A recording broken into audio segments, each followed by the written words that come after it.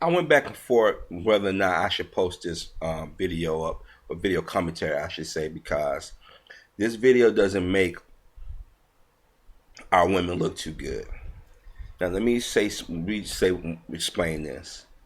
For years, black men and black women have been viewed as sexual predators. Black men, the predators; black women, over adventurous or willing to have sex with anybody at any given time. They would do anything. This is why I theorized that these twerk videos on YouTube, or videos that showing black women in the most sexual, degrading forms possible, or porn sites, have heavy traffic by people outside the community.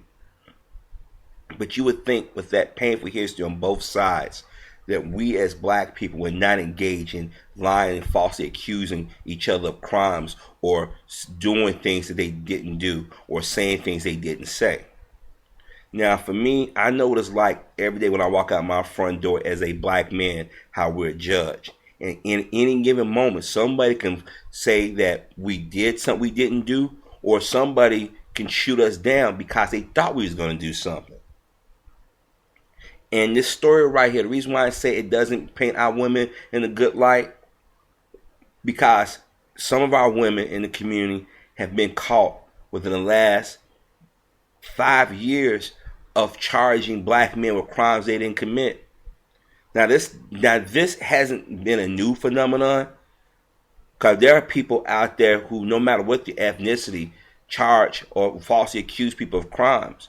But it's just that our women have been caught doing it. In the last 20 years, our women have joined in with their white female counterparts of claiming rape or sexual harassment when there is none. But then when there are women who've actually been raped or sexually harassed, they've been treated like shit.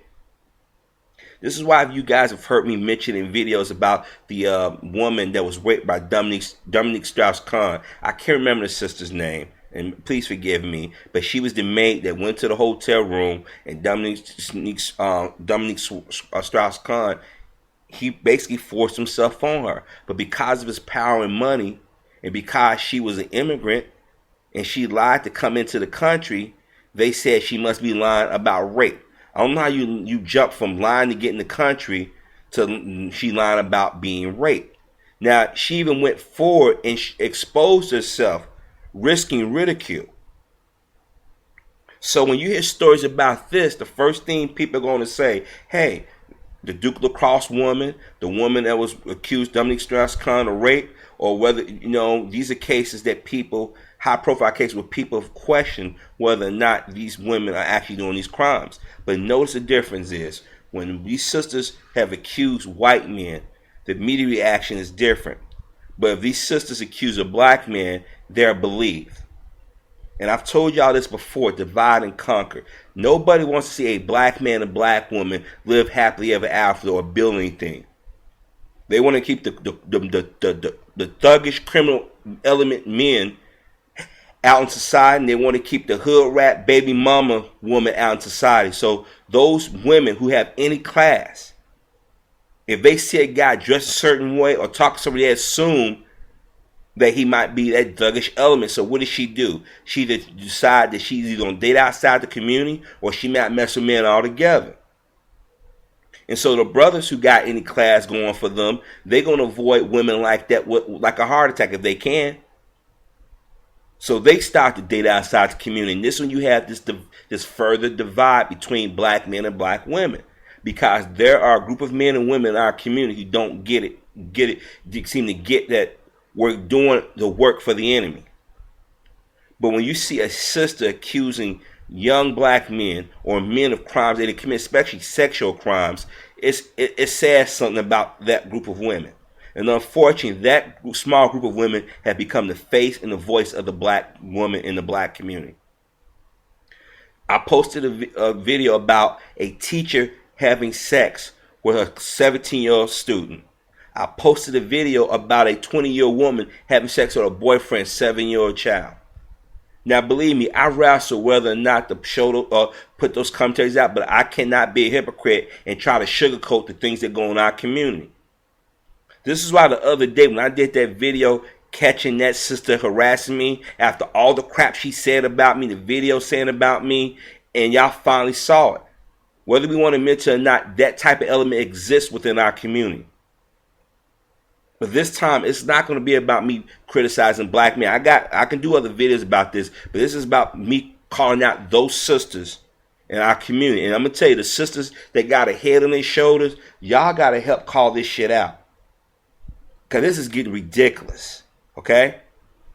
I worked in the fast food industry when I saw men livelihoods and reputations and families destroyed because female employees or female co-workers got butthurt because either the guy didn't return their affections, or because the guy didn't fuck with them, or they did fuck with them and get any finances from it.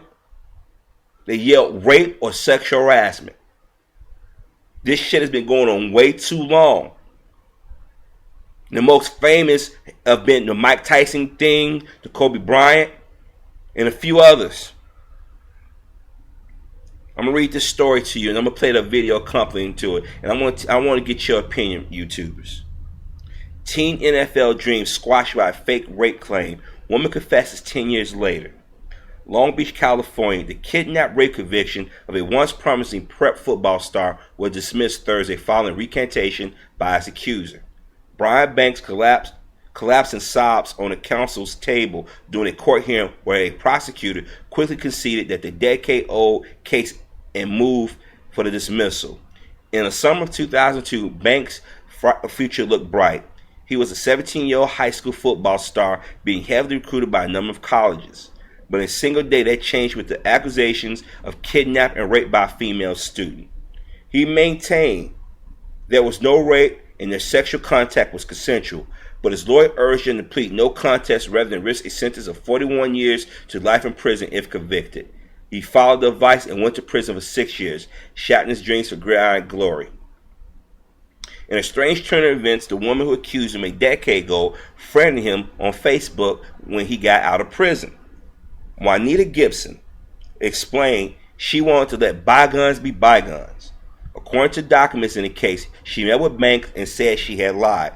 There was no kidnap and rape, and she offered to help clear his record. But she subsequently refused to repeat the story to prosecutors because she feared she would have to return the $1.5 million payment from a civil suit brought by her mother against the Long Beach schools. She was quoted as telling Banks, "I will go through with helping you, but it's like at the same time, all that money they gave us, gave me. I don't want to have to pay it back." Justin Brooks was a lawyer who headed the Innocent Project and said that Banks has remained on probation on electronic money and has to register as a sex offender and has trouble getting a job. He said Banks continued to train for what he hopes will be a future chance at a football career. Tonight, a 26-year-old who once had a full scholarship to USC and dreams of the NFL is fighting to clear his name. His football dreams all ended inside a small jail cell, convicted of raping a classmate when he was just 16.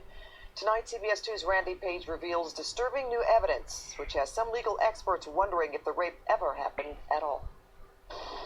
For Brian Banks, this beach offers more than a wave of childhood memories. I live not too far from here. It is also a brief diversion from his life as a registered sex offender. I'm still aware of how far I still have to go, towards getting my life back. He's talking about the life he had at 16. Long Beach Poly says they have it! A star middle linebacker at Long Beach Polytechnic High School with a full-ride scholarship waiting for him at USC. I felt like I was on top of the world. Then came the fall. It's almost hard to put in words of how one day could turn so fast. In a recent court filing, Banks says it was just before lunchtime. The sophomore football star and a girl he knew decided to duck into an empty stairwell where they could have some privacy. We began making out. We didn't have sex. He says a few minutes later, after some heavy petting, the two went back to class. Later that day, he noticed a lot of police, and then he says he saw the girl come out of the office with police officers. It's probably the most surprised I've ever been. That feeling of your heart jumping out of your body. Brian Banks had never been in trouble with the law before, but on this July day in 2001, he was under arrest for rape. The word rape wasn't even in my vocabulary at 16.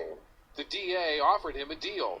plead guilty to rape and spend another 18 months in prison, or go to trial and face 41 years to life. He says his defense attorney put it this way. When you go into that courtroom, the jury is going to see a big black teenager, and you're automatically going to be assumed guilty.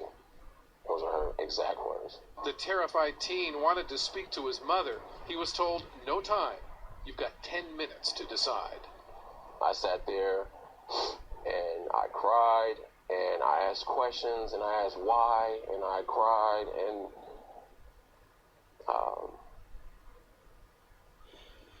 18 months sounded way better than 41 years to life. Brian Banks pleaded no contest to rape. A judge sentenced him to 6 years in state prison. Where was the physical evidence here that would prove that he was guilty? Brian's new attorney, California Innocence Project Director Justin Brooks, says hospital records showed the alleged victim told authorities Brian left his DNA evidence inside her. Yet, according to lab results, not a single molecule of his DNA was recovered from the victim or her clothing. So Brian's story is the only one that makes sense. As it turns out, Brian Banks isn't the only one saying he is innocent. Did he force you to have intercourse or anything like that? His alleged victim was caught on tape saying he's innocent too. Did he rape you? Last year, 9 years after his conviction, Brian says he received a friend request on Facebook from the girl who accused him of the violent rape. I remember closing the laptop just like real quick and just like thinking like, what did I just see? Brian Banks says he asked his accuser to meet him at a private investigator's office to tell her version of what happened that day, and to his astonishment, she showed up. Did he force you to have intercourse or anything like that? She said at 15 and 16 years old, the two were young, inexperienced, and curious. So it's just like a tape, and you guys are kissing and making out pretty heavily. Yeah. Throughout the interview, she says the rape never happened. Did he rape you? No, he did not. Did he kidnap you? No. If she is telling the truth here, she could stand to lose, by her own words, a lot of money.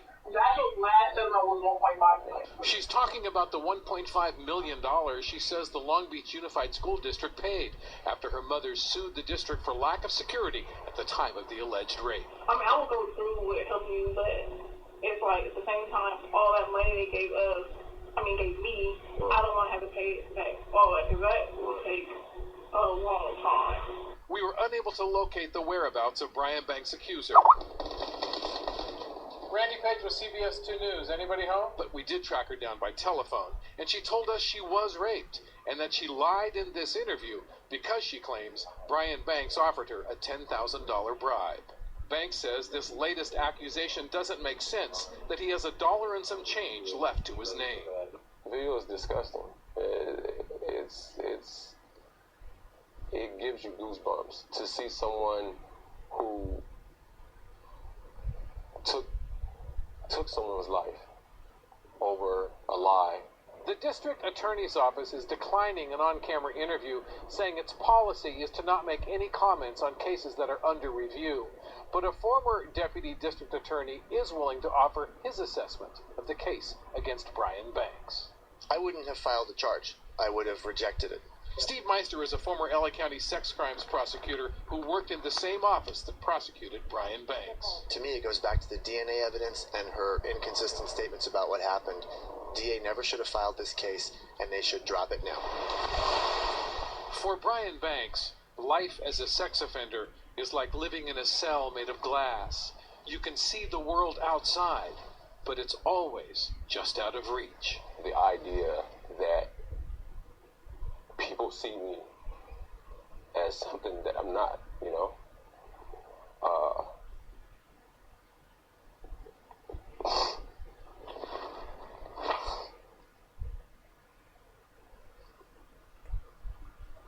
I just want this to be over, you know? When you were 16, you knew what your dreams were. You had a free ride at USC. You had a possible pro career ahead of you. What are your dreams today? To be free. In Long Beach, Randy Page, CBS 2 News.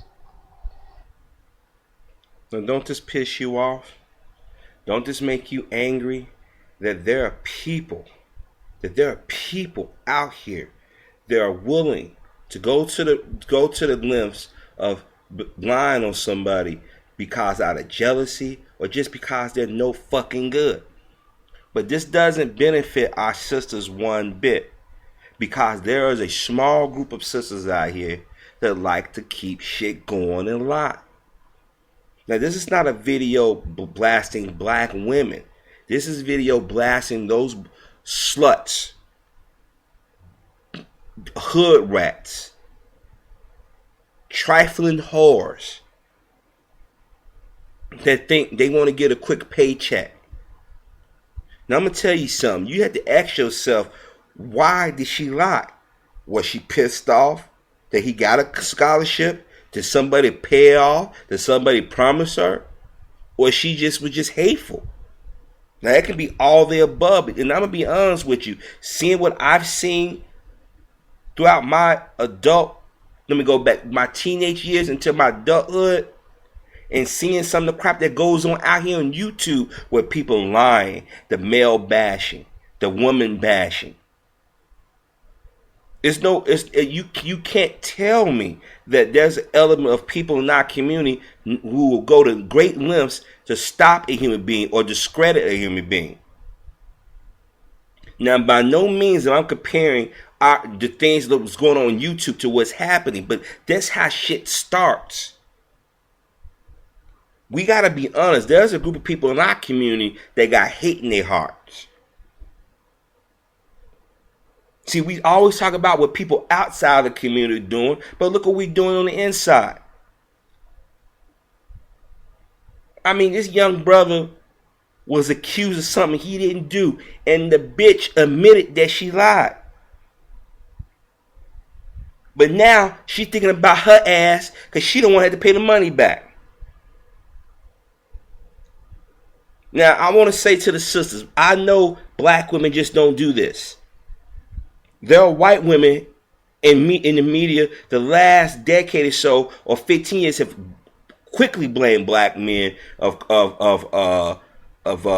rape or kidnapping or pedophilia. Look how Susan Smith did back, 17, 18 years ago now, when she accused a black man of kidnapping her 2 little boys and drowning them, killing them when she did it. Look at the most recent where that campaign, McCain campaign worker, Ashley Todd, accused 2 fictitious they always big black men of holding them down, carving their B in their face. But when I saw the story process, that B is backwards. Now, by no means I'm a law enforcement or I'm an investigator, but I saw before they even talked about it. But yet, you got our own sisters, not all of them, but enough out there who have questionable mindsets, who just don't give a fuck, out here accusing brothers of crimes. It's bad enough we getting shot down. It's bad enough the man is already sending us to jail for petty things or arresting us for petty things. But some of our women, or females I should say, because they start young in some cases, are out here lying. Destroyed this man's future. And you know, it's like every week we see cases where black men are getting out of prison for crimes they didn't commit because either DNA or witnesses recant. Look what happened to Troy Davis last year. He was executed, and the women that swore up and down they saw him at first, they recanted. But that didn't stop them from giving him a lethal injection. This is what I'm talking about, black people. We got to stop the fighting each other, because it's an element in our community that are doing us in, male and female. But I just couldn't sit on this one. I had to put this out here, and I wrestled with it. I ain't gonna lie. I saw at least 10 to maybe 15 drafts of this video commentary because I didn't want sisters to think that I was accusing all black women of this, and I don't want brothers to sit here and say, yeah, we told you about black women. No. There's a small element in our community, male or female, that do destructive things. Whether they live in the hood or live in the burbs, or whether they're Republican or Democrat, whether they go to church or not. When I see shit like this is pissing me off, because guess what? When black women come out there and go say, a man raped me, the first thing people are going to do is go back to cases like this and say, well, you know what? To Duke LaCrosse. And now this case. This is why I say it's not necessarily up to black men to try to change the mindset of our women. It's up to other black women to put those sisters on blast. A lot of y'all seem to forget what happened to Mike Tyson.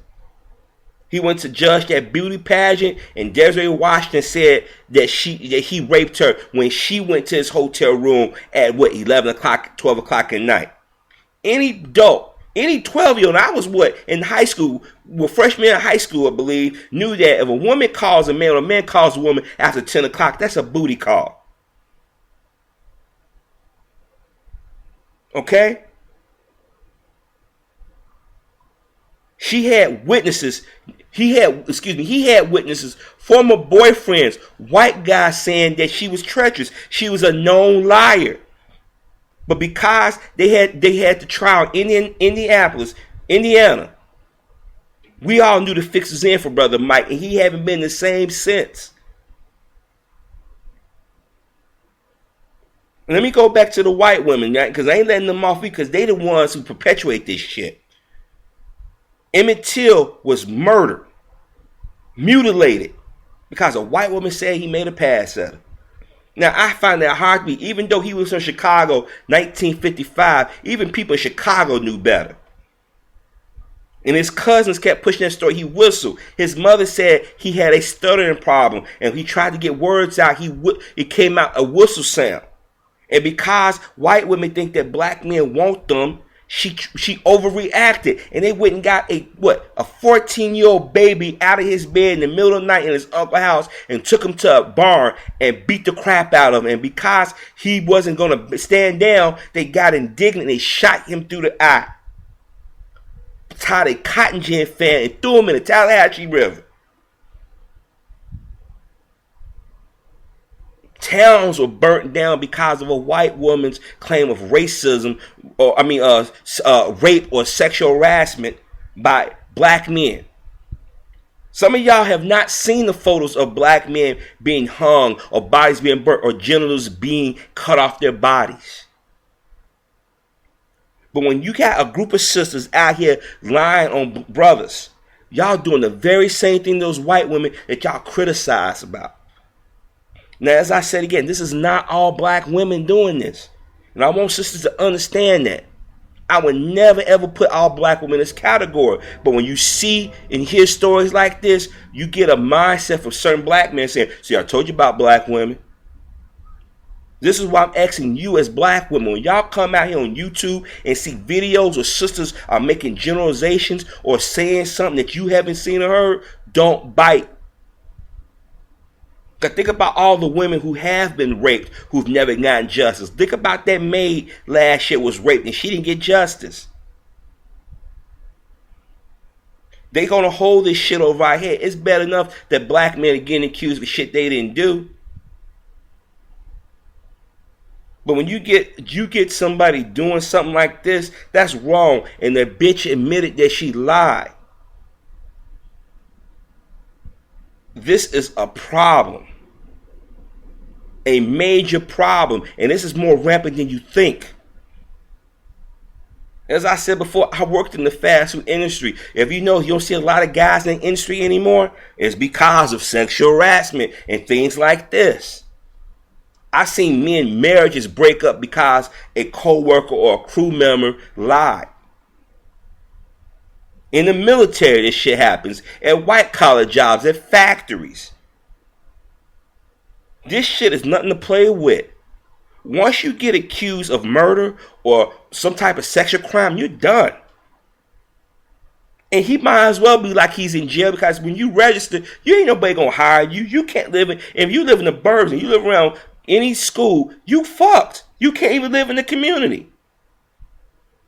This guy can't even get a job at McDonald's because there are young women or women working there. Brothers and sisters, we got to do better as a people.